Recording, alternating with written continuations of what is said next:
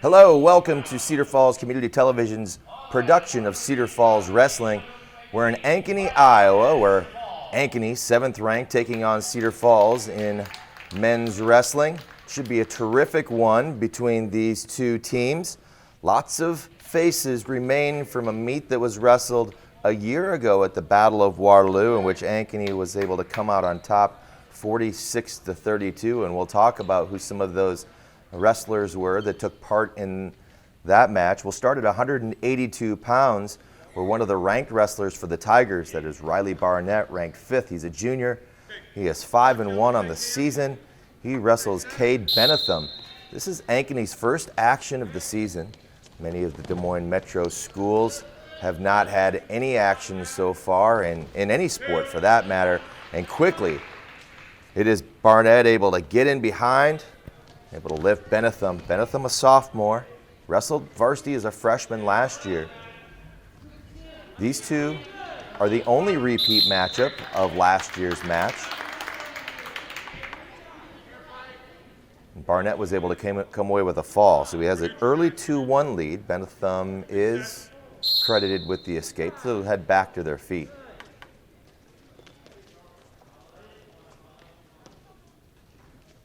Again, Ankeny ranked 7th in the state. 3 returning state place winners from last year. We'll talk about them as they come up. Lost a couple of guys to graduation that went to state. Benetham in on a good shot, high single, but you see that lower body strength for Barnett. Barnett's going to try to turn this into points himself. He's got to break the lock. Benetham trying to stay on his knees. Good sprawl for Barnett. He and Landon Shaw reminded me so much of each other physically, although the different weights. Again, Barnett just a junior.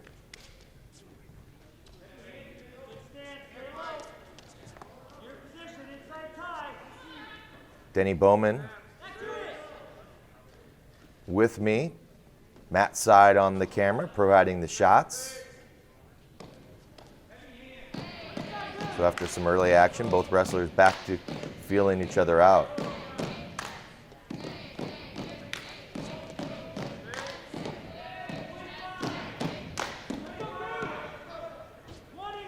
See the masked spectators, everybody's excited to get back into the gym. Now there's a nice job of pinning the head, moving around. You see the quickness for Barnett. He gets his second takedown of the first period, and he has a 4-1 lead. First period set to expire. It's those late period takedowns are always nice, especially if you don't give up the takedown. And he's got himself a 4-1 advantage as we head into the second period. So Benetham's choice. He defers, and Barnett will take the down position. You see Benetham with some length. We'll see how he rides. Barnett able to quickly get out and escape, so he answers that question very quickly. 5-1. Barnett, now Barnett looking for a trip.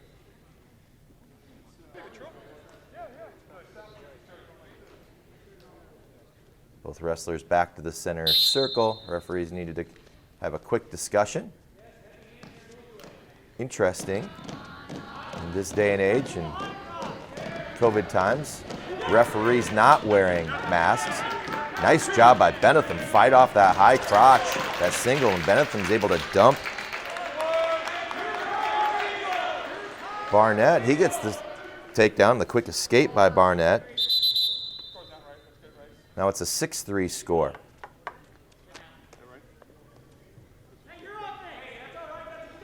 Couple of different body types. We've started at 182 pounds. If you're a wrestling fan, you know that it's been quite a while now since they quit making heavyweights end every single match. The outcome so heavy on them. We grew up watching that. It always came down to the heavyweights. Now with the roll of the die, they decide where they're going to start, and it was 182 pounds. Next up, 195.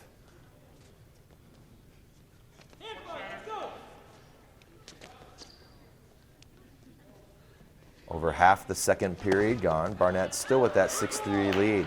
And now Barnett has to take Benetham to the mat, in order to get his takedown. Oh, really nice job of splitting the legs by Barnett. You can see that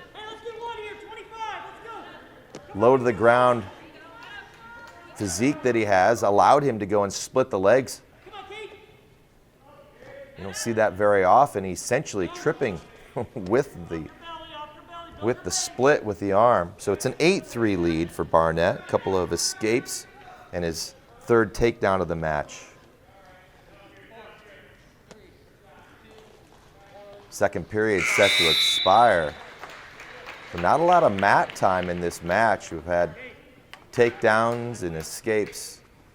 Neither wrestler really having the opportunity or the ability to ride each other. So Barnett in control, looking for a good third period to score some extra points. Right now it's a regular decision, just 5 points separate the two. Barnett would need 3 additional points for an 8-point major decision to score 4 points for the team. Barnett with an upper body ride. Not a real lengthy guy, putting in the legs doesn't provide a tremendous option for him. Working for wrist control. Benetham trying to keep his hands free. Now Benetham to his feet, rolling away. Barnett, you see that quickness, able to release him, then work his way back around. Now Barnett's got something going. Barnett's got wrist control, right? You can see him working the 2-on-1. And Benetham to his feet. And Barnett lets him go. 8-4. Tigers with some matches in. They had the Keith Young tournament, had Metro duels. We'll see how shape plays a role in this. Ankeny's first time out, you can wrestle in the room until the cows come home, but until you've been on the mat for 6 minutes, it's very difficult to be in adequate wrestling shape. So we'll see what part that plays throughout the evening. Benetham seems to be doing okay. 35 seconds ago. Benetham looking for the throw. Barnett, again, a difficult kid to throw simply because of that low center of gravity and the strength he has. Nothing really hurt for Benetham here. He does give up the takedown. No real change in team scores. Still 10, now 10-4. Barnett's going to have a turn. He really hasn't shown that he has the capability in this particular match of doing so, even though he did have a fall over Benetham a year ago in their match, but this one ends. So Riley Barnett starts the night with a win for the Tigers, 10-4 for Barnett. Again, ranked 5th, and he gets the regular decision. So the Tigers out to an early lead, 3-0, and out in comes Jackson Penningroth for Ankeny against a name that's familiar, Ben Bowman, the senior, who is 5-1 for the Tigers. Bowman ranked 11th. So a couple of seasoned veterans on the mat. And Bowman looking to get in. You see Penningroth backing away with his rear end, not wanting to let Bowman into him. Now Bowman working the reverse headlock, and now he lets him go. Bowman, 2-year varsity regular for head coach Chris Ortner. And Ankeny at number 7, coached by Jack Wignall. This has been an Ankeny school-wide program that's been on a roll. Had a state champ in wrestling, guy finished 2nd, and a 3rd place. Goes along with the state basketball title last spring. Of course, they knocked off the Tigers on the way there, and then a state football title this fall, in which they also knocked off the Tigers. I don't know if this is revenge of sorts for Cedar Falls, but we'll play it that way. Bowman and Penningroth still feeling their way. Bowman certainly more the aggressor. Now Bowman looking for a high crotch, but Penningroth with that length able to stay away. Now Penningroth feigns a shot, keeps the referees off of him anyway. Now Bowman in on that. Now Bowman's in. Now he's see if he can bring it up higher. Now Bowman's got a lift and trip. Get him off balance, not able to do so. It's the reversed half applied. Now Bowman's in much better, but he slips it off in under 10 seconds. Again, Ben Bowman of Cedar Falls, Jackson Penningroth of Ankeny, who are at 195 pounds. Most of Ankeny's experience in the upper lightweights. So if the Tigers are going to come out on top in this meet, they're going to have to do their damage at the top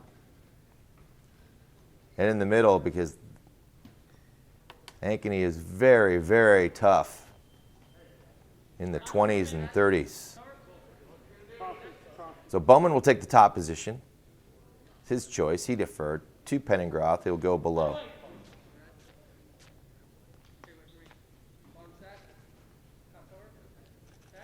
Penningroth had a shoulder issue. Nice job of Bowman staying in behind, keeping Penningroth on the mat. We're at 0-0. No scores in the first match, or excuse me, in that first period. Bowman again with the high ride, not a lengthy wrestler. He's just gonna smartly let Penningroth go. Now Bowman looking to work in behind, not able to do so. Penningroth with the 1-0 lead.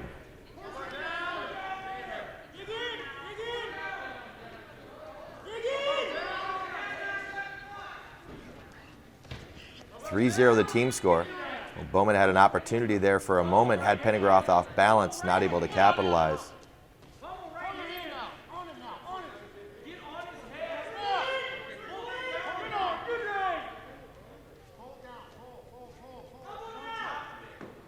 Ben's been the aggressor in this match. Penningroth mostly playing defense. Wouldn't be surprised to see a warning called on Penningroth in the relatively near future.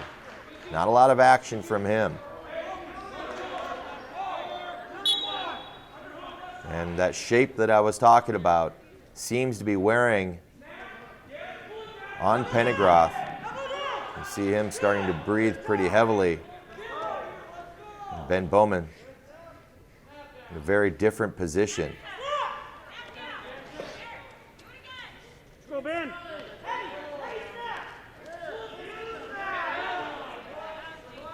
No activity from Penningroth, backing away most of the time.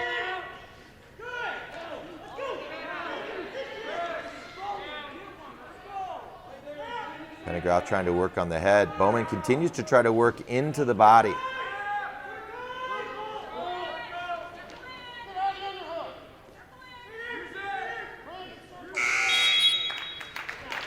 And the second period expires. We're 1-0. This is going to be won or lost in the third period.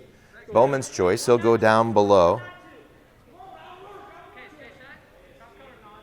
Looking for the escape to tie things up. Bowman quickly to his feet. Uses his hands. Now he's looking for the turn. He's in a... Bowman's where he's been trying to get. Now he gets in behind. He's going to get the reversal. Nice job by Ben. Kept his hips over his feet. Never got off balance. Penningroth thought about the throw, realized that Bowman was in much better position, so it's Ben on top, 2-1. Tigers looking to take the first two matches. Now Bowman in on a good ride. Doesn't have the legs in, but does have him split, working on that upper body of Penningroth, keeping that head on the mat. His job on that lift, trying to get the turn. He's got the left arm pinned underneath. That's a problem now for Penningroth, and he's got it tight. Now looking for that lift. He'll go 2-on-1. Again, looking for that lift. He'll try to pick up that near leg, and now he lets go of it. But a nice, tough ride by Bowman here. He leads 2-1, and now the escape. And we are all knotted up. 2-2. Next score, presumably going to win. Bowman trying to get in on Pennegroth, and you can see now they're going to go, Bowman going back to the center, and a quick shot by Pennegroth. He's in on a leg, but Bowman's done a really good job of pinning that head. Going to try to get around. He's got to get around, dump into the mat. Bowman in really good position here. He's in great position. He's got to lock it up. He's got an arm in there. That's the advantage for Pennegroth. Pennegroth able to keep his arm in there. Now with 20 seconds to go. 15 to go.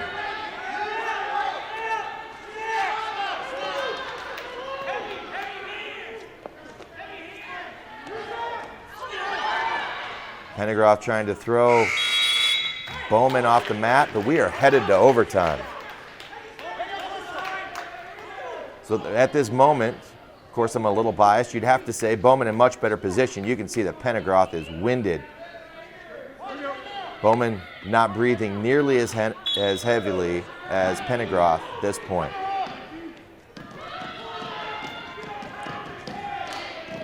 But 1 minute in the first overtime. We'll discuss overtimes if necessary as they come. Overtimes in high school wrestling. Oh, there's a nice deep double, but not able to finish.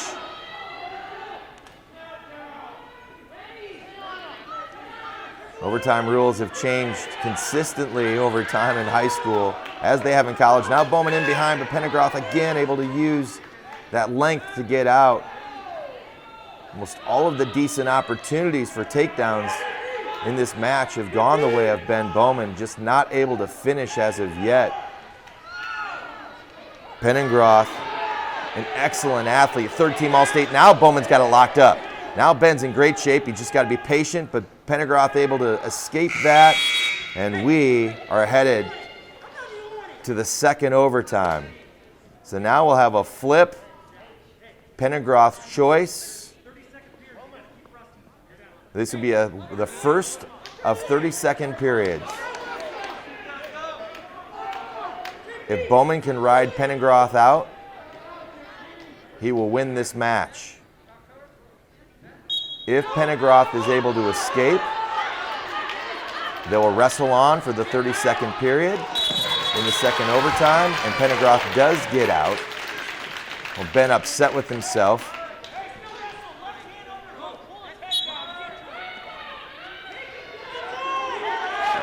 So Pennegroth escapes with 21 seconds.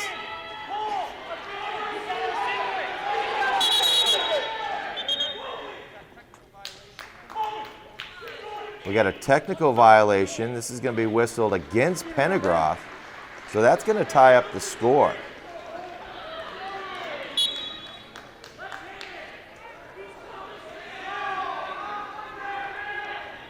So unless we have a takedown here in the last 5 seconds, which doesn't appear as though it's going to happen, we're going to head to a third overtime. Oh, Bowman in on a late shot, but not able to finish. So we're going to head to a third overtime. It'll be Bowman's choice. He'll go down. If he can escape and avoid being taken down, he'll be the winner. Bowman able to get out very easily the first time, and now Pennegroth's just going to, he's not even going to try to ride him. So Bowman will get the escape. He leads 4-3.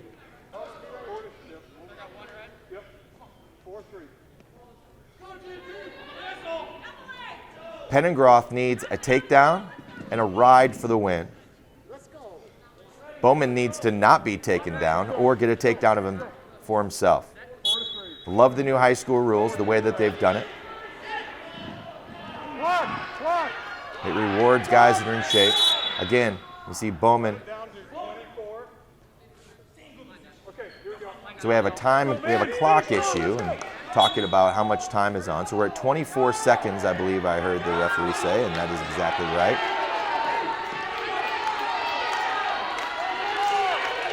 Ben Bowman just stays in such good position. It's a tough match for both of these kids. It'd be a great win for Ben, ranked 11th, continuing to work. That upper body. Now Ben's able to sprawl around. He's going to get a late takedown. No, they're not going to give it to him, but it does. No, they do give it to him. So Bowman with a late takedown. He comes up with a 6-3 win. A huge win for Bowman personally and for the Tigers. You can see Ben shaking his head. He's not too pleased with himself. He thought he had some opportunities. You could kind of tell along the way.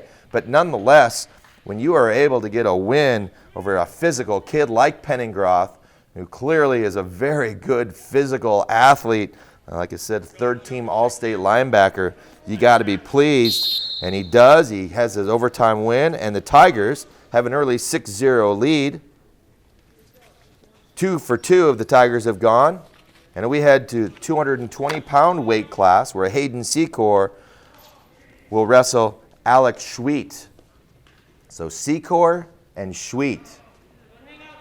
Secor's first varsity action. Of course, we've said this is first action for all of these Ankeny wrestlers. So I would imagine we'll see some feeling out. Schweet has Secor turned momentarily. He's just going to get the takedown. So Secor back to his feet. So what looked momentarily like a very precarious position for Secor. Finds himself at a manageable 2-1 situation. Schweet off on the shot. Secor able to fight it off. Again, 220-pound weight class.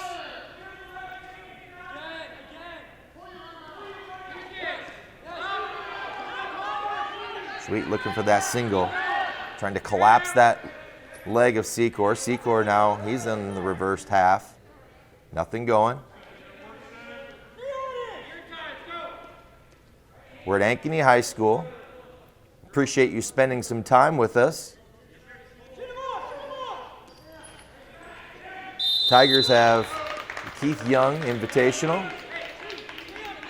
And a third place finish along with 3 dual wins at the Metro Duels last week at Waterloo Columbus High School. We were happy to bring those to you. Got a chance to see these Tiger wrestlers amongst all the forfeits, I guess. Cedar Falls wins its second consecutive Metro Duels title. Schweet in on a shot again. Secor really defending. Now Secor's got to get his head out. If he can get his head out, which he does, he's able to sink those hips, stay down, and he's going to get a takedown right at the end of the period. So again, another late period takedown for the Tigers. And Secor, who really was in a defensive position much of the first period, was able to take the lead 3-2 going into the second. It'll be Schweet who will go down below.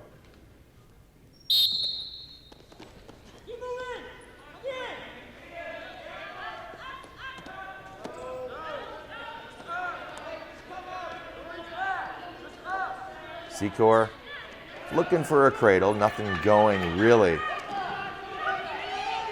Schweet able to get out from underneath, but Secor is going to work his way back around as he buries the head. If you're a wrestling fan, you understand the importance of how that head, of the head and keeping the head up. If you aren't, when they're on the mat, just watch the head. Heads down, you're usually in bad shape. Heads up, you got a chance. Like we talked about here, Secor trying to stay behind, a little high. He's going to have to get his rider lower, and he does.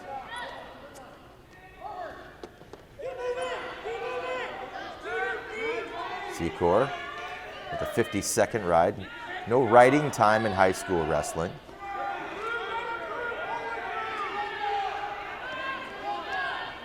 Secor's going to most likely just cut Schweet loose here. That's gonna be a technical violation. No arm in there. Nope, they did not. I take that back. Thought he just had the head. I thought that they were gonna get Secor. Had his arm wrapped around the head without an arm in there, but he gives him just the escape. So we're knotted up at 3, and now Schweet in on the quick shot and the takedown just as I go to score it. And 5-3, just like that. And Secor definitely is going to want that escape. Secor's got to get to his base, but right now it's Schweet working on a half. Schweet working on that half. He's got Secor in a bad position. Secor on his back after the quick half by Schweet. Secor's got to try to get that left arm in and out of there, into his body. Secor using his head to bridge. Schweet has 10 seconds to get the fall. Secor looks like he's in a world of hurt. There it is. So at the 3:55 mark of the second period, Alex Schweet ties this up with a fall. So the Tigers work hard for a couple of regular decisions, but it's Alex Schweet who knots this up at 6-6 after the fall.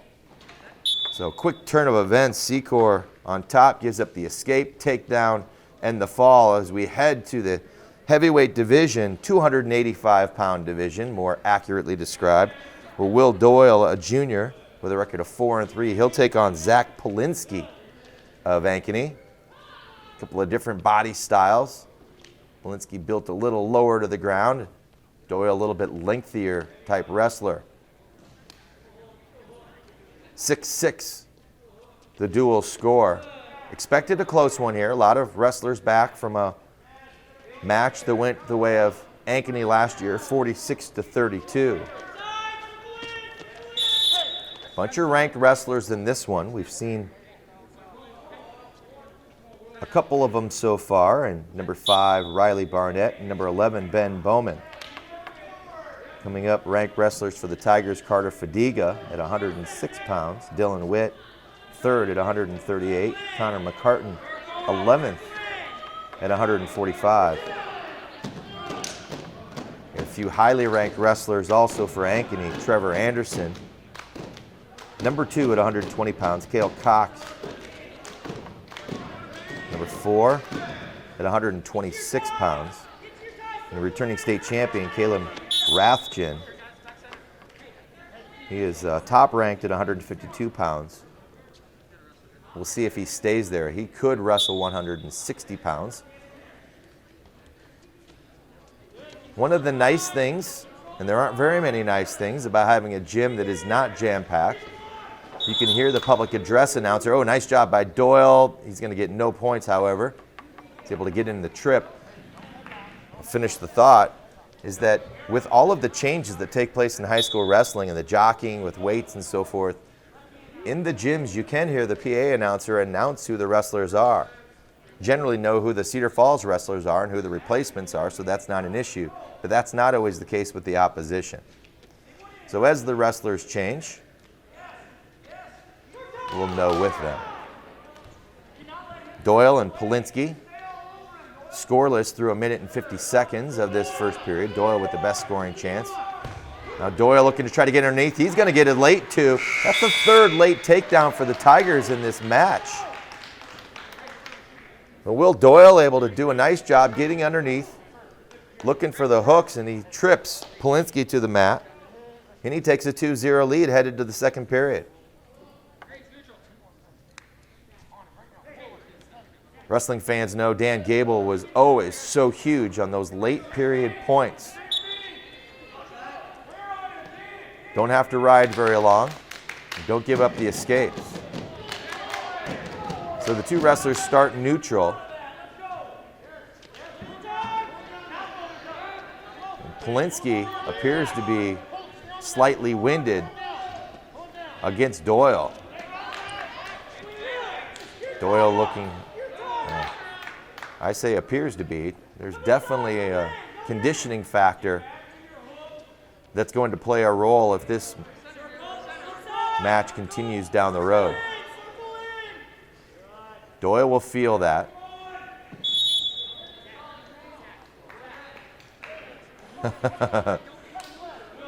Yeah, Polinsky is having Doyle lean on him.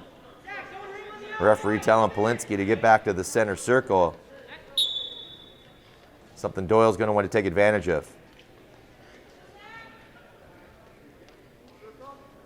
Doyle continues to lean on Polinsky. That's a lot of weight to hold up for Polinsky.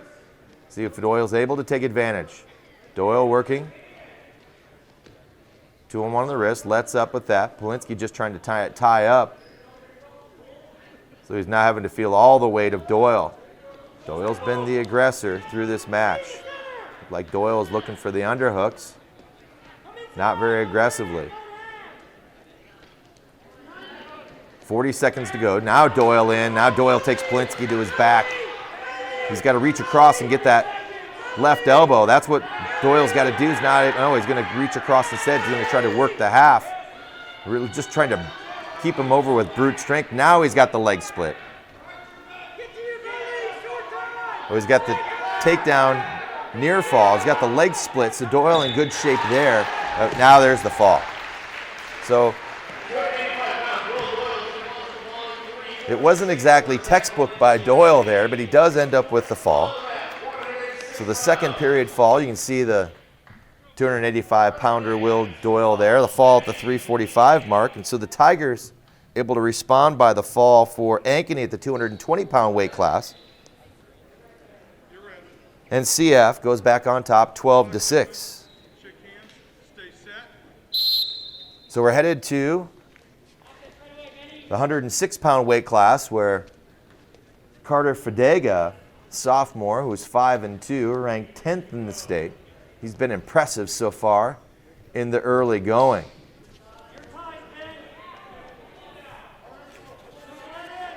Fadega will wrestle Ben Hansen, who is a freshman. Hansen's father is one of the coaches in the Ankeny system, 8th grade wrestling coach. Fadega's slick. Got a chance to see him in the Metro Duels. Was very impressed with him.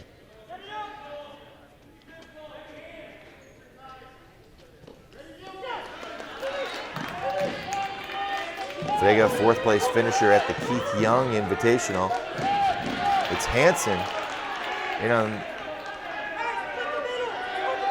the high single, but Fadega is able to fight off, not give up the points yet. Fadega fairly, nope, now he's going to just roll out of that. So Hansen up 2-0 early on Fadega.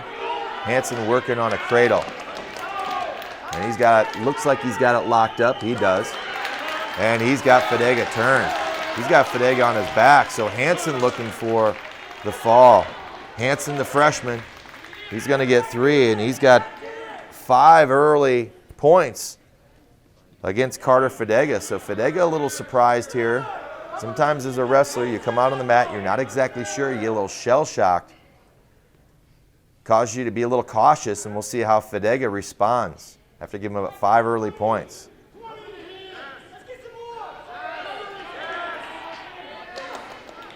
Hansen's got that locked up again. Fadega finds himself on his back. Ben Hansen, the freshman, he's built up an 8-0 lead, a couple of headlocks, 3-point near fall moves. Carter Fadega, you can see him looking over for a little advice, and he decides to not go under. So Hansen heads to the second period. He dominates the first period, 8-0. Let's see what Fadega can come up with. See Hansen, a tough wrestler. So these guys come out here at these lower weights. Usually they're younger kids. There's that same high single above the knee, Hansen. You see him, instead of staying straight forward, he turns. He's able to break Fadega down. Another takedown for him, and he leads 10-0. He's got the leg split. Now Fadega able to work in that same half. Excuse me, the cross face, and looking for that cradle. Fadega able to fight it off this time. Hansen able to lock up the cradle twice in the first period on his way to a couple of 3-point near fall moves. And unlike the heavier weights for Ankeny, Hansen doesn't seem to be battling conditioning at all. Of course, the younger, lighter guys, they generally don't. And there's that quick cradle locked up again. Fadega's just not able to fight that off. Now Hansen, this one's much tighter. Hansen's got himself off to the side early on. In the 2 that Hansen had, he wasn't off to the side. He's actually had a shoulder off the mat. It was resting on Hansen. Now you can see Hansen trying to get off to the side, trying to get some space between himself and Fadega. He's not able to. And Hansen is 2 points away from a tech fall, which would be 5 points in the team scale. Now he's looking for a tilt, putting in the legs, trying to roll into a tilt. Second period ends.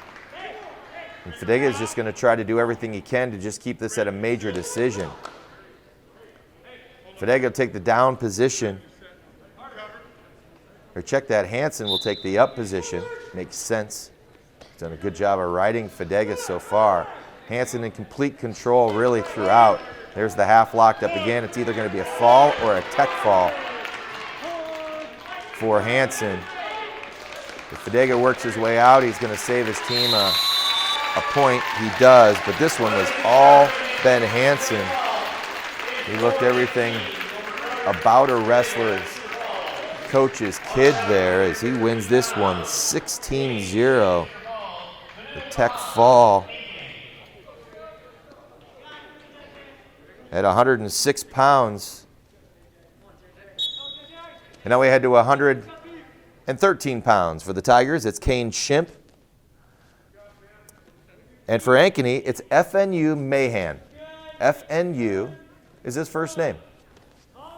See a lot of names that are abbreviated to 2 letters. This is 3.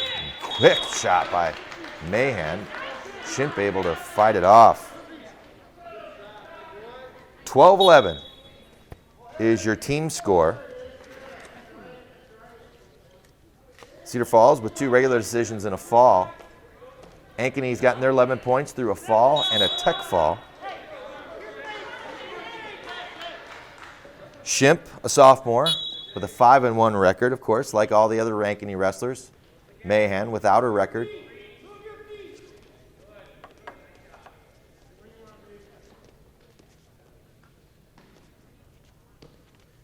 The only scoring opportunity came for Mahan. They went out of bounds.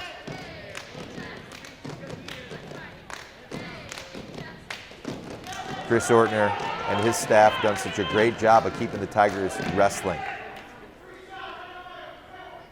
In 3 meets at the Metro Duels, I did not see a Cedar Falls Tiger get a stall warning, and no stalling points, of course.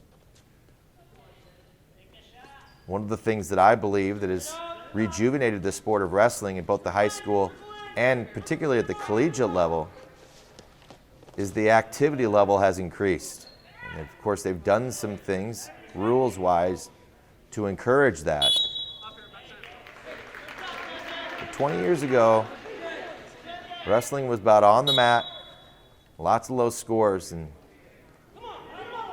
that has changed considerably. It's a high-volume sport with a lot of activity.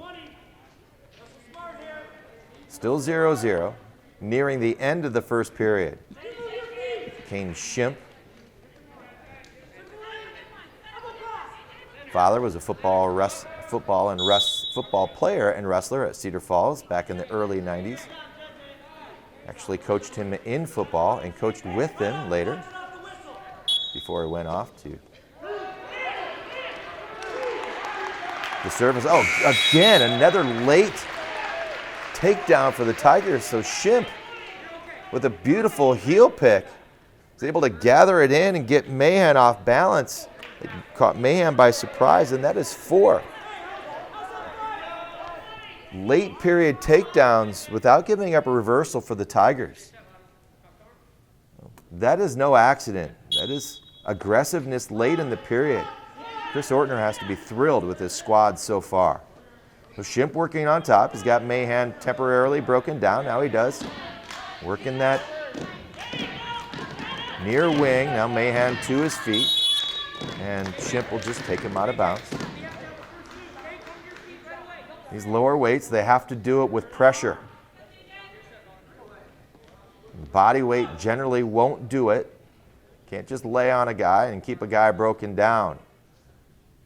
Get the legs in. You got to be working pressure from low to high. Working pressure towards the head. Again, Shimp has him ridden down. Mahan trying to scoot around. So far, Kane doing a good job of riding. He has a 2-0 lead. Got that 2 points. The end of the first period, just as time expired. Now it's Shimp looking to get a cradle locked up, and Mahan's able to regain his base. Wrestled 45 seconds. Mahan trying to Granby out, not able to accomplish that test. And now Shimp in good shape. He's got one wing locked up. He's trying to turn Mahan. Mahan working it off. Shimp trying to get wrist control. If he can, oh, he's got to break him down. Unfortunately, he's off the mat. So in a real good position, a nice heavy high ride for Shimp. Still with the 2-0 lead. They'll head back to the center circle. Ankeny, as a team, ranked number 7. Cedar Falls unranked. Tigers are able to come away with a victory here. Be 4-0 in duels. Might change that. Tigers have been a much better dual team over the past few years as they've built the program than they have in the traditional state tournament. Haven't had a lot of high place winners, and yet they've had a lot of quality wrestlers at each weight, which is obviously the key to team wrestling. They don't go out and give up forfeits.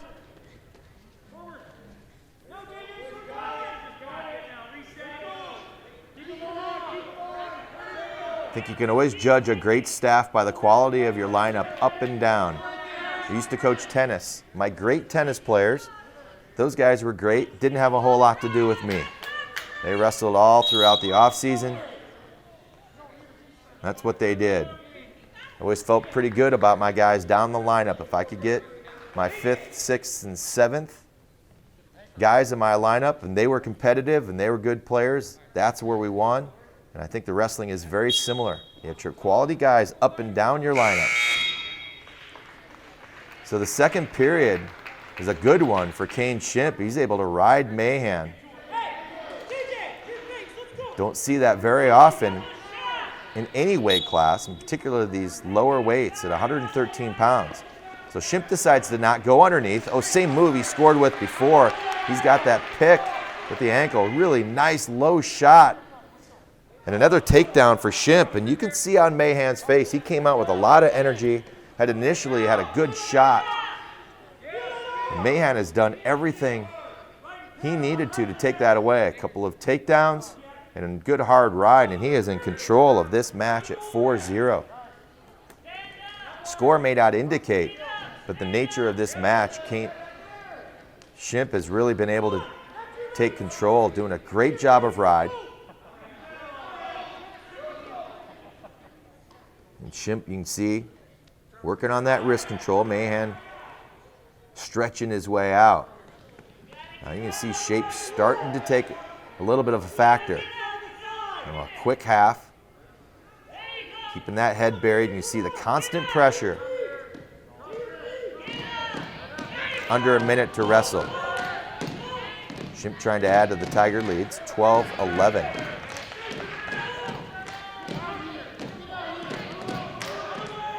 Now Shimp working the half. Mahan fighting against it now. Again, the wing applied. And you're able to get up on your knees, it's very difficult to turn. Just a terrific ride. Mahan's been underneath for most of the last almost 4 minutes. See the upper body strength of Kane Shimp.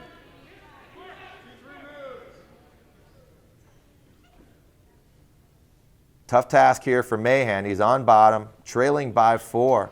Under 15 seconds to wrestle.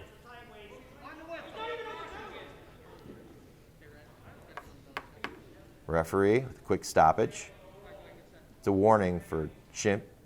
You get 2 warnings before a point is awarded. Shimp goes to the ankle, and again you see the drive. Check that, it was a little off on the time.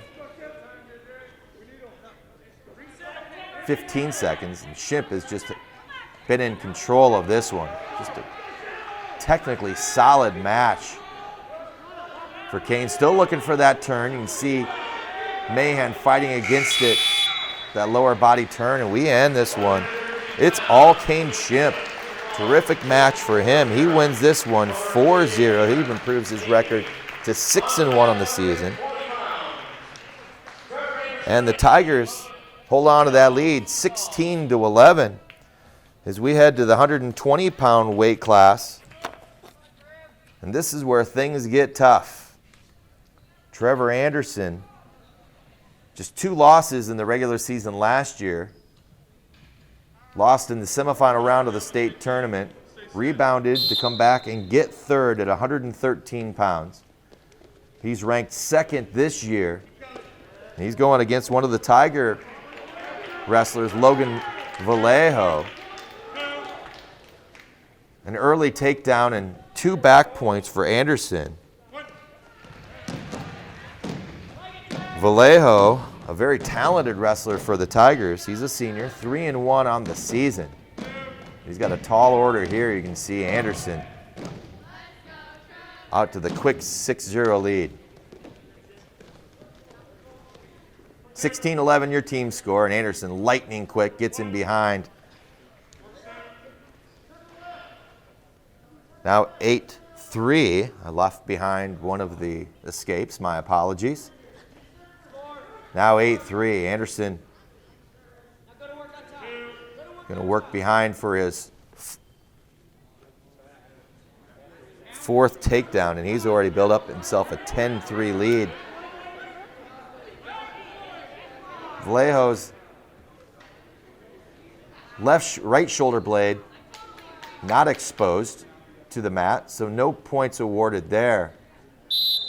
And Trevor Anderson having his way so far in one of 5 state qualifiers for Ankeny last year.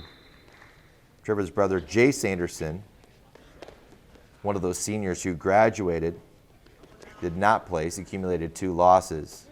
10-4 after the escape.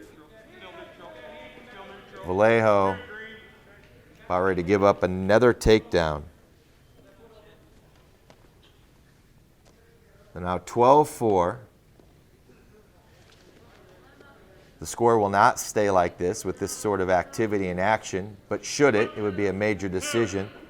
Anderson, again working your run-of-the-mill tilt for another 2 points. And it's all Trevor Anderson in the first period, 14-4. Referee tells Vallejo, stay right here. Anderson's going to go down. Vallejo covers on the elbow. See if Vallejo gets some sort of ride, but Anderson's able to get Vallejo off balance, dumps him over the top, and he's going to get the reversal. Now 16-4.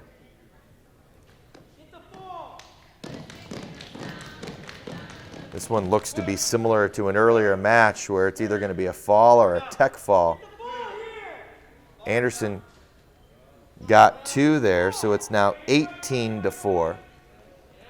Now Anderson's either going to get a fall or it's going to be a tech fall, and he's got Vallejo in a world of hurt. And I'm not exactly sure why the referee stopped this. Oh, that's why we have blood.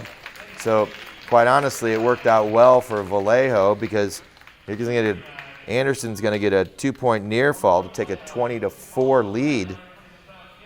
But the blood time causes the match to end right there. So it's a tech fall for Anderson, leading by 15 points or more.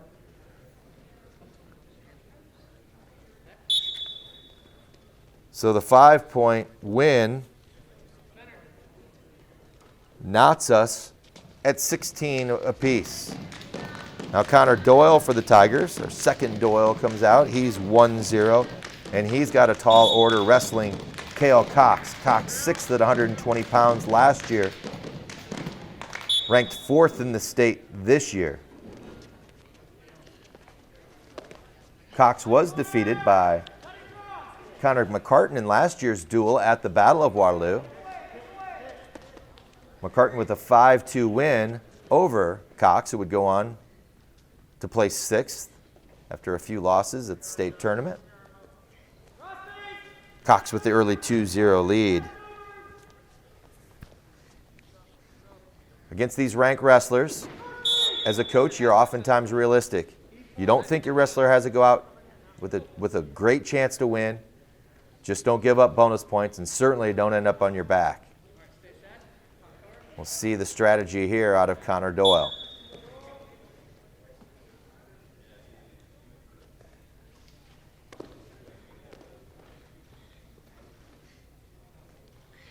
Again, in case you just joined us, Cedar Falls 3-0 in duels. Also, we're in the Keith Young, where they finished third. Wrestling 7th-ranked Ankeny, who has yet to take the mat.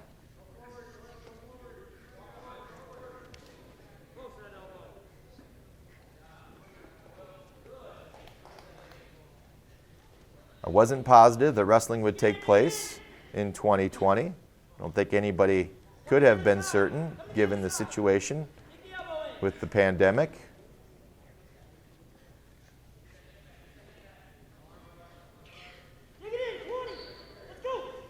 Doyle doing a nice job of protecting so far. As I say that, it's a quick turn. Thought Doyle was going to roll through it, and he does, but they're going to give Cox the 2-point near fall. So a nice job of fighting off the potential 3-point near fall move, but Doyle exposed long enough for a 2 points. It's got to be 2 seconds exposure for the 2-point near fall. It's 5 seconds for the 3-point near fall, in case you've ever wondered the difference. Wrestlers will start up. Doyle's from a wrestling family, of course. Grandfather Gene Doyle, who passed away a couple years ago, was the head man in the glory days of the Tiger Wrestling program in the 1990s, when they were winning traditional titles left and right, state champions up and down. Actually, in a group text message, we were talking about some of those guys yesterday.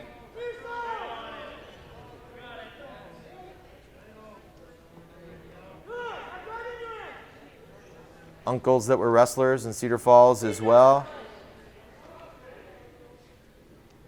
Many Cedar Falls viewers know his father, Pat. Connor, the youngest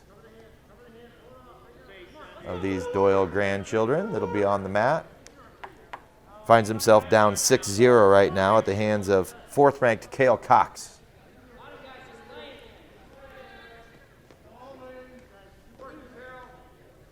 Hard crossface from Cox there.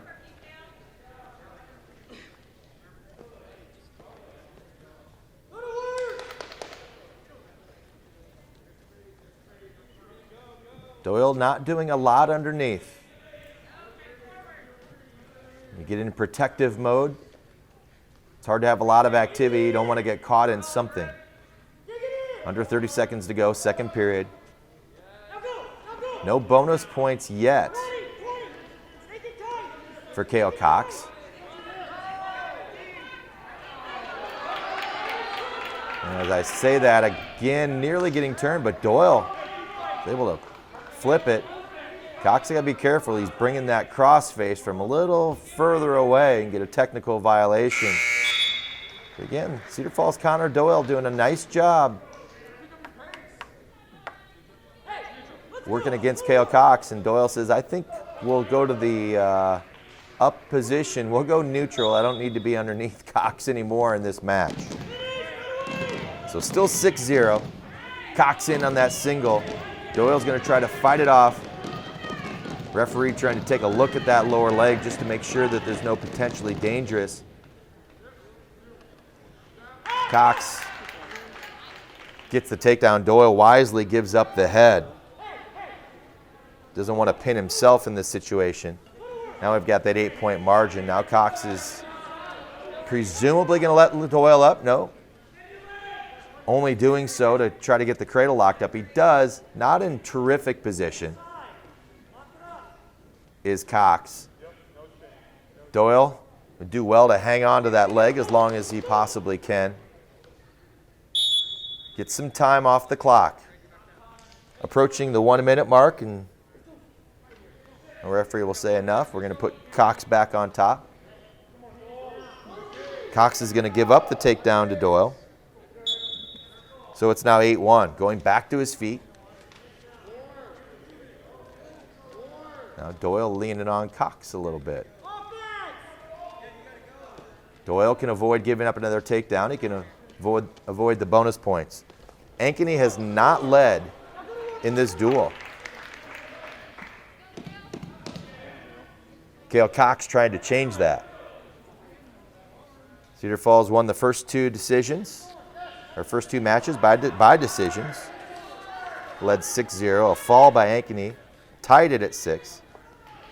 Cedar Falls came back with a fall of its own, went back on top 12-6. A tech fall for Ankeny at 106 pounds made it 12-11. Kane Shimp responded with a decision to make it 15-11. That's where my scoring error was. I apologize. Those of you watching this at home realize that I made this scoring error. Kane Shimp had a 4-0 decision. I gave him 4 points instead of 3, 15-11. And then the tech fall moments ago gave Ankeny its first lead, 16-15. I'm glad I found my error. Saw it on the screen, had a chance to recap. Here it is. Cale Cox trying to add to that lead. He looks like he's going to, but I got to believe the Cedar Falls coaching staff is not going to be upset with Connor Doyle. No points here at the end. Now they're going to give him 2. It does not change, so it's a 12-1 win for Cale Cox. That adds to Ankeny's lead now. It's 20-15, Ankeny. I did see on the scoreboard earlier that Ankeny had it as a lead 16-15, but I'm vain enough at times to think that I'm right, and I was wrong. So now we move to the 132-pound weight class where Henry Cohen, a sophomore who is 5-2, against Lincoln Folkers. Folkers did wrestle in last year's meet, as did Cohen. Folkers was defeated, as was Cohen. So both of them looking for their first win in this mini-series over the last couple years.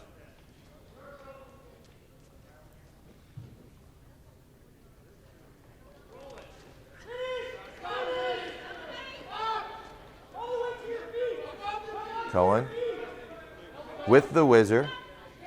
Now he'll just try to bury that head. Folkers, no points yet. Nice job of Folkers, by Folkers. Getting Cohen off balance. Lowering that center of gravity and bringing Cohen with him and taking him to the mat. So Folkers with the early 2-0 lead.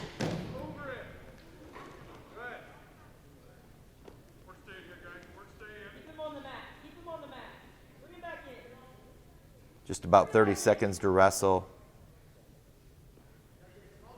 In the first period of this match at 132 pounds. We started at 182.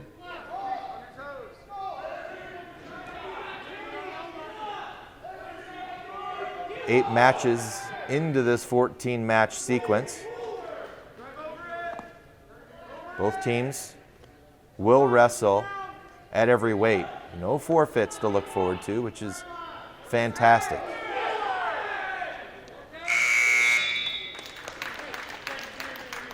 So Lincoln Folkers takes his 2-0 lead heading into the second period over Henry Cohen of the Tigers.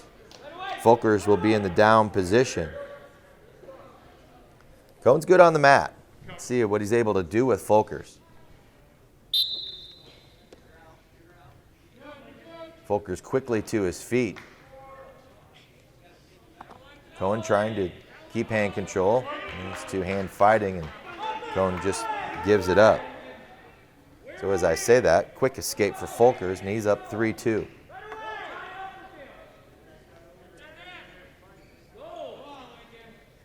Folkers had the quick takedown in the first period and then rode out Cohen.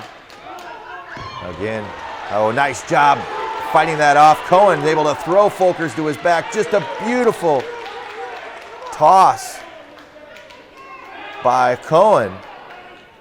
Had that arm, lowered the hips, and it's fantastic that he just gets the 2. But he does have a 4-3 lead, so just like that. Cohen with the takedown of the 2-point near fall. Highlight reel sort of move for Cohen there. Folkers found himself surprised. He was in good shape. And now it's Cohen working on the ride. He's working on a near half and a wing, but it's not going to fly with Folkers in the position that he is.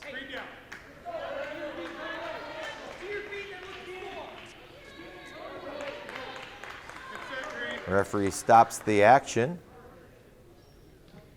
Not exactly sure as to why that was the case. They'll go back to the center and restart. 40 seconds to go, and Folkers going to get his second escape. Knotted at 4. Cohen in on the quick shot. Cohen's got to lift that leg. Keep control of that foot. Lift, lift, lift. Lift, slip his arm, but not able to do so. Folkers does a nice job of fighting that shot off. 2 very evenly matched wrestlers. Fun one here at 132 pounds. Again, multiple times I've talked about the fact that conditioning could be a factor. We'll see if it does play a role at 132. Oh, really, really well done by Folkers. He's able to get on that high crotch and finish. Folkers with a quick change of levels and works in and yet another late period takedown for the Tigers. Cedar Falls putting on a clinic in late period points without giving up the escape that ensues.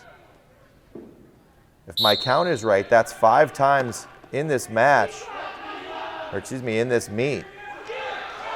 So Cohen with a 6-4 lead. Cohen starts off, make that 7-4 in the quick escape.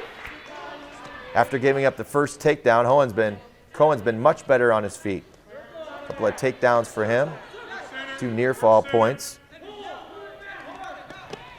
The difference, a little bit of a reach for Folkers. Cohen's going to try to turn this in. Oh, good pressure by by Cohen. Great job. Cohen had the reverse half and then just put pressure. Folkers felt that, didn't want to end up on his back, ducked his head. Cohen worked around. And Henry, who was down early on in this one 3-0, has taken himself a commanding 9-4 lead. Cohen quickly back. Make that 9-5. Over a minute to go. You love it when your wrestler's on top and he jogs back to the middle and says, let's go. Oh, another good shot by Cohen. Now he is in firm control. Cohen wouldn't be surprised at all if he decides to cut him. See if he can work that cradle first. And Cohen good on the mat. Didn't show it earlier. Now Cohen's just going to cautiously, I thought he was going to release Folkers. And we're going to stall. Warning, Folkers had a chance to get out of there and just stayed in that position. So now he gets the escape. Now it's 11-6. Not much time left for Cohen to try to get the major. It's 11-6, now 15 seconds to go.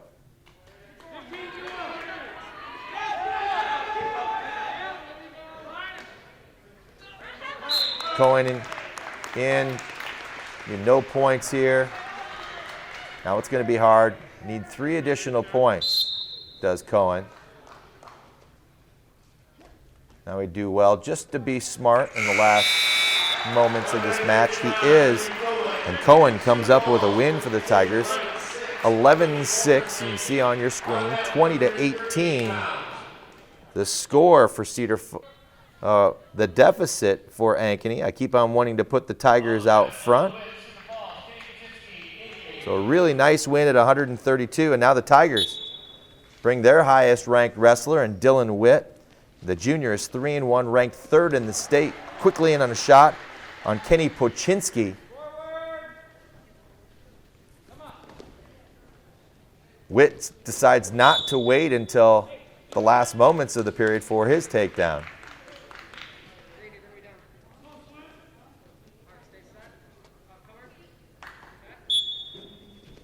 So Witt and Pochinski.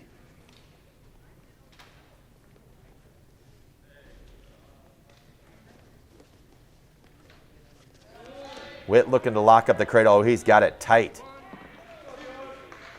Oh, this is going to be, this is not going to last long, folks. Witt's got this tight. Pochinski in a world of hurt. There it is. So Witt makes short work of Pochinski with the fall. And just like that, at the 35-second mark of the first period, Dylan Witt puts the Tigers back on top, 24-20 at 138 pounds. This appears as it's going to go down to the very end. And the Tigers bring another ranked wrestler to the mat at 145 pounds. And that's Connor McCartan. He's a junior, 4-2 on the season, 11th ranked. And again, McCartan had a great win against Ankeny last year when he defeated Cale Cox, the winner earlier, at 126 pounds. And McCartan starts this match with a takedown. Guys, remember those. Just like you shoot well in a gym in basketball, you wrestle well against a team, you remember those and you get excited. Gives you confidence the next time you go up against them. Ryan Allen down 2-0 to the Tigers' Connor McCartan.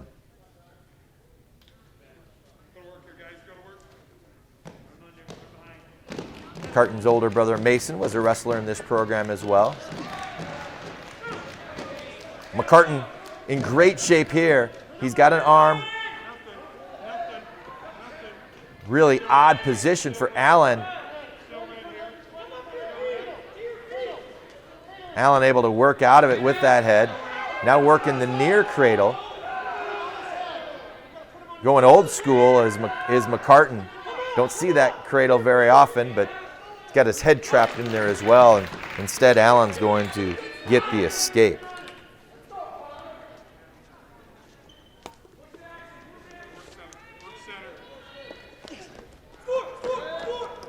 Two-one.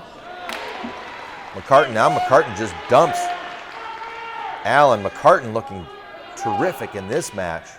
Try to carry the Firemen's, just the glimpses of it. Now he comes back. Didn't see if they gave him two. They did give him the 2-point near fall. So it's 6-1. Oh, we got a quick fall. My goodness. I go down. Whoa, what? So he said the buzzer first, so no fall for McCartan. I went down to rate the score. McCartan turned him. The buzzers hit all at once. My apologies for the late call, but trying to keep track and making sure. That was awfully close. Referee says no, the buzzer sounded before he slapped the mat. So we'll see what happens. This is one of those where I'm sure McCartan would like to have the fall, but sometimes you enjoy being out on the mat again when you feel like you're in firm control. You enjoy that mat time. So let's see what happens. 8-1, McCartan. Into the second period, McCartan starts on top. Again, 11th ranked is McCartan. McCartan's got those legs split. He's showing off all of his moves.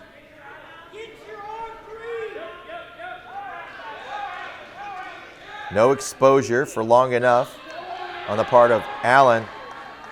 Now McCartan's got that half going.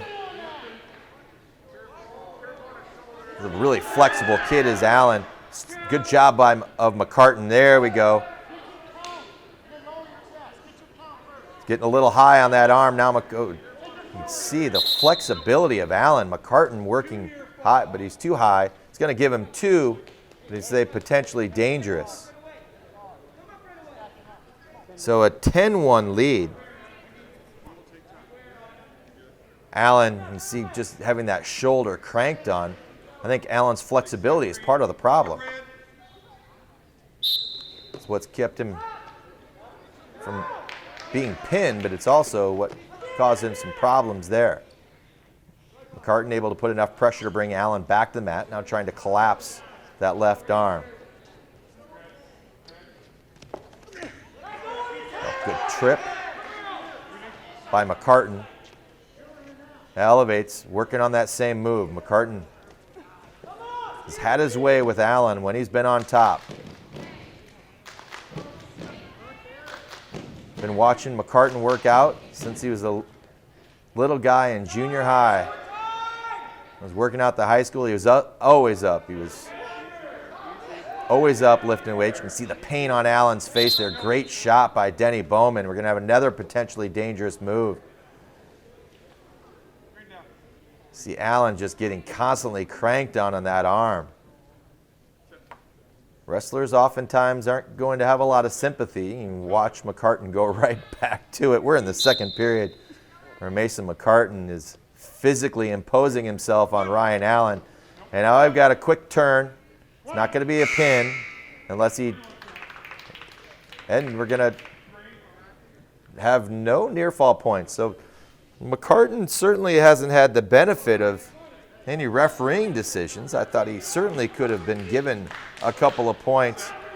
McCartan's choice, he decides there's no point in going under Allen after he has just been completely dominant on top. Now he's got those legs split. See what he decides to do with it.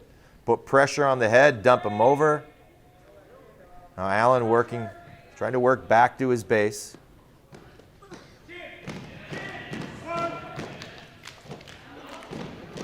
McCartan has just been showing off all the moves in his repertoire. This is a little high. Now we're going to go potentially dangerous again. That's the other shoulder. McCartan, 4th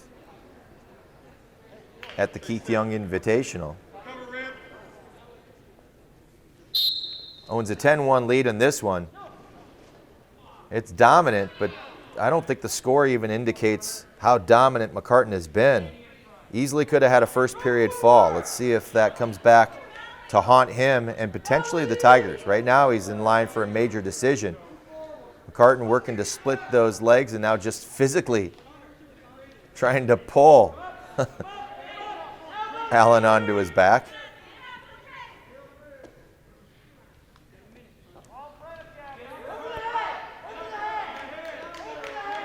Got good friends that are wrestlers, and one of the things I tell them at a challenge in announcing wrestling in these days is the lack of names for some of the moves. The moves happen so quickly, they don't have names. So there are times when somebody does something with McCartan,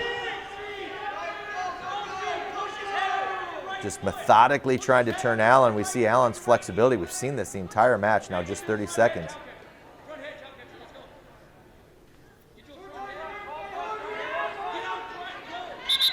Back in the day, you knew the names of all the moves, everybody did them, and it was easy to call. That's changed considerably in the last decade. So we're at 145 pounds. 3 matches remain after this in a really, really tight team race. It's been back and forth. Cedar Falls led early. Ankeny came back, had the lead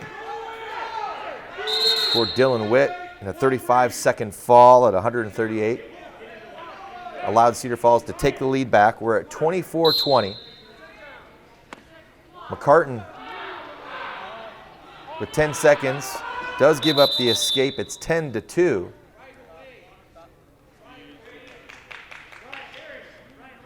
Quick stoppage. Not sure why. McCartan looking to dump Allen to his back. He does. And just a dominating 12-2 win for Connor McCartan. That'll be a 4-point advantage in the team score. 28-20 now for the Tigers. Another late period takedown. I believe that's the 6th for the Tigers. And again, that's just had to have been an emphasis for Chris Ortner and his staff. Just fantastic work as we move to 152 pounds. Landon Shaw, senior, 5-3 against Cole Lansing of 7th ranked Ankeny. 3 remaining matches. Shaw in and behind Lansing. Lansing doesn't give it up yet, but now Shaw's going to be credited with the takedown. So Shaw, a lot of activity. A really strong, active wrestler is Landon. See him get out of position here and there. But after you've wrestled Landon, you're going to know that you were in a match because of the physical nature. A nice football season as a senior. As a junior, moved him all over the place. Loved his talent, his work ethic, his physicality. Oh, Shaw in the sit-out, trying to translate into a near fall, but that doesn't happen. Now, Shaw able to scoot out of there, just gives up the single point. So it's 2-1, Landon Shaw over Cole Lansing. Not wrestled quite a minute. We're at Ankeny High School. Appreciate you tuning in to Cedar Falls Community Television. I'm Jeremiah Longnecker. If I hadn't said that yet, that's my name. Denny Bowman and I together. Been an excellent meet up and down. A lot of good wrestling. A lot of ranked wrestlers. Others who aren't. Been solid on the mat.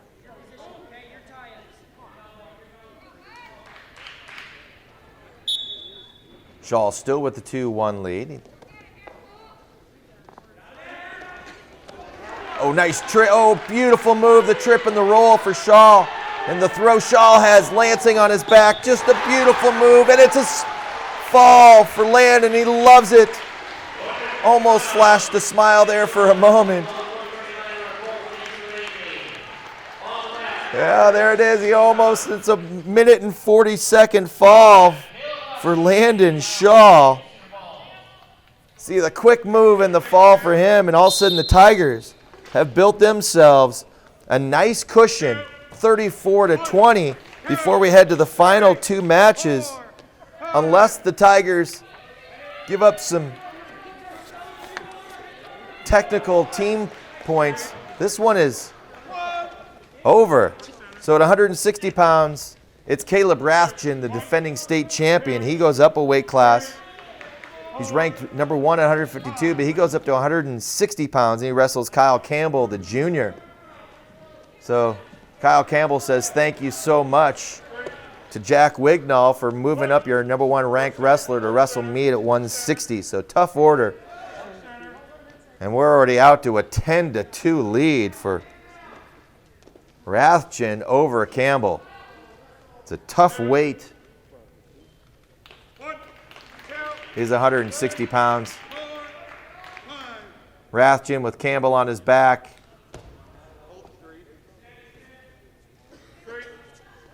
Rathjen dominated his way to a state title last year.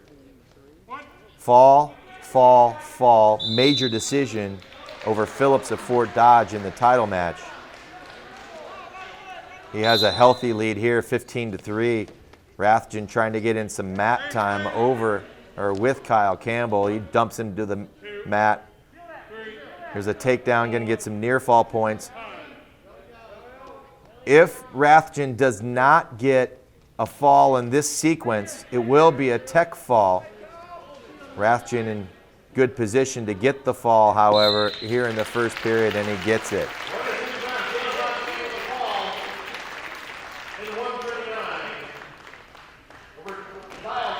So at the 139 mark of the period, Rathjen gets the fall, but the Tigers still own a 34-26 lead. There is no 8-point score in a match, so the Tigers are going to come. Well, I don't know if they took the diagonal to Ankeny or not, but they're going to make the trip to Ankeny and defeat the Hawks All that remains to be seen is the final team totals. Win our very last match at 170 pounds. Drew Campbell, a freshman, 1-2, against another one of the ranked wrestlers for Ankeny. That's Nate Nessa. Nessa ranked 9th by the predicament at 182 pounds.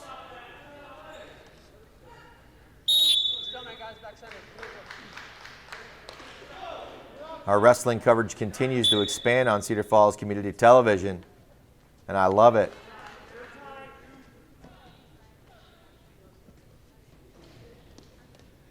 Been a busy December. If you're a CFU subscriber and you watch a lot of Channel 15, lots of high school sports, spent a lot of time with Denny Bowman, Jeremy Ott, and the crew. There's high school boys, girls basketball, or wrestling. We've got your action here on Cedar Falls Community Television, Channel 15. Nessa and Campbell locked at 0. Highly entertaining dual meet, back and forth, lots of good wrestling. We're in our final, the 14th match of the evening at 170 pounds.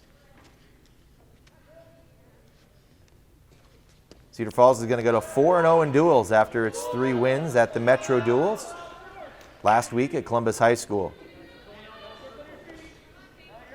Nessa trying to pin the head of Campbell. Campbell trying to work back to his feet. Nessa works around and spins around, gets the takedown. Late period takedown. Those have been the specialty of the Tigers tonight. Half dozen or so of those. It's Ankeny who gets the first points at 170 pounds. We head to the second period. Campbell's choice. He defers. Nessa says, I'll take the down position.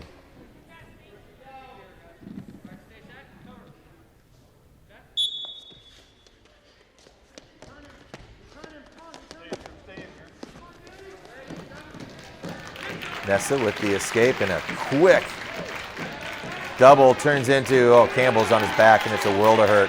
So Nessa with a quick double and the lift. And he scores the quick fall at 2:17 of the second period. And the Tigers needed every one of the points that they got throughout the evening as they win 34-22. Let's quickly run down how the Tigers won this one. Riley Barnett with a win, 10-4. Tigers had a 3-0 advantage. Ben Bowman followed that up with a win. That was in an overtime, 6-0. Alex Schweet with a win over Hayden Secor made it 6-6. Will Doyle responded with his own fall. It was 12-6. You see the wrap up here. Ben Hansen with a dominating win over Carter Fadiga, the Tech fall. Kane Shimp responded with a win. A couple of wins consecutively for Ankeny at 120 to 126 pounds.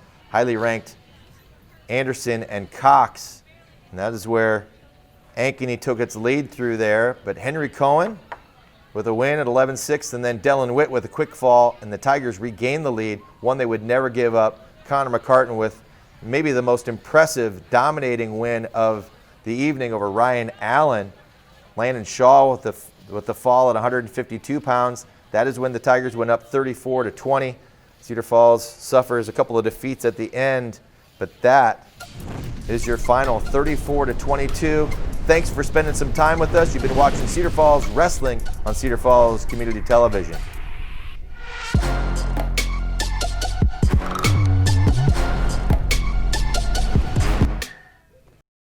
Meet Linda. Linda just bought a smart home hub and was ecstatic to see her grandkids on their weekly chats. However, this grandma spends most of her time troubleshooting across time zones. Fortunately for Linda, technical support is right down the road. With CFU Wi-Fi, our highly trained technician will install a new Wi-Fi system and connect all of her devices. Now, Linda can chat with her family and ask about their week instead of her password. CFU Wi-Fi. Wi-Fi made simple.